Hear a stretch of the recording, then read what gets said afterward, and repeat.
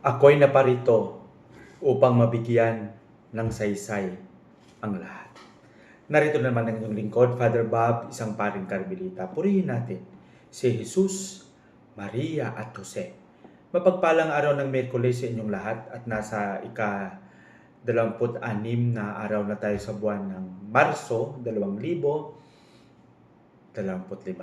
Sa araw na ito ay ginugunita ko at inaalaala ang kapanganakan, kaarawan ng aking ina. Sana sumalangit ka at palagi mo kaming bantayan, gabayan sa aming mga ginagawa, kaming iyong mga anak. At maraming salamat sa iyong pagmamahal, maraming salamat sa iyong paggabay sa amin hanggang makapagtapos kami ng aming pag-aaral. Ang aking patuloy na pagdadasal sa iyo araw-araw sa aking mga misa at sana ipanalangin mo rin kami.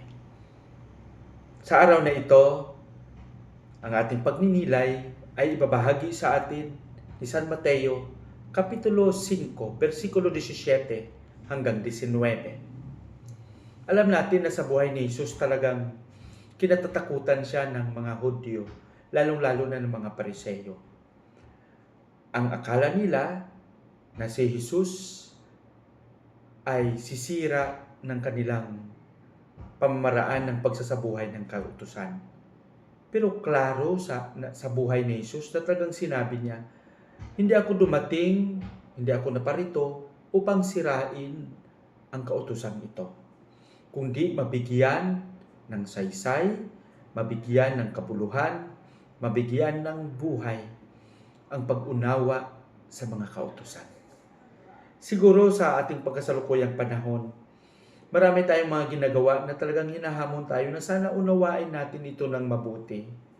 Hindi lang na sumusunod tayo at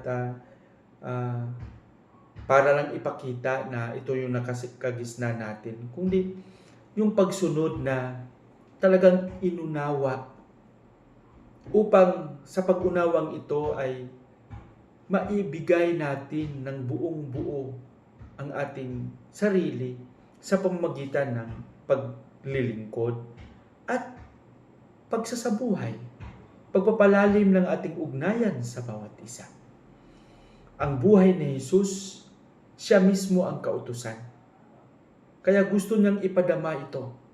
Sa ating pananampalatayang Katoliko, lahat tayo ay binigyan ng kaginhawaan, binigyan tayo ng kapayapaan, ng freedom, ng tungkulin, ng pagsasabuhay ng mga alituntunin na binibigay sa atin ng simbahan.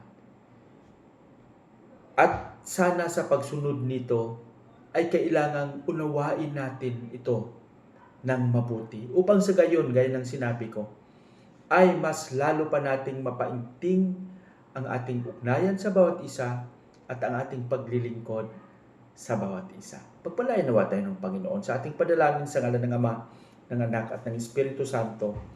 Amen. Panginoong Hesus, turuan mo kaming maging mabuti palagi, na sa aming patuloy na pagsisikap na unawain ang lahat ng bagay na aming ginagawa, lalong-lalo na sa aming pagsunod sa iyo, ay magdulot ito ng kaligayahan sa amin. Amen. Sa ngalan ng Ama, ng Anak, at ng Espiritu Santo.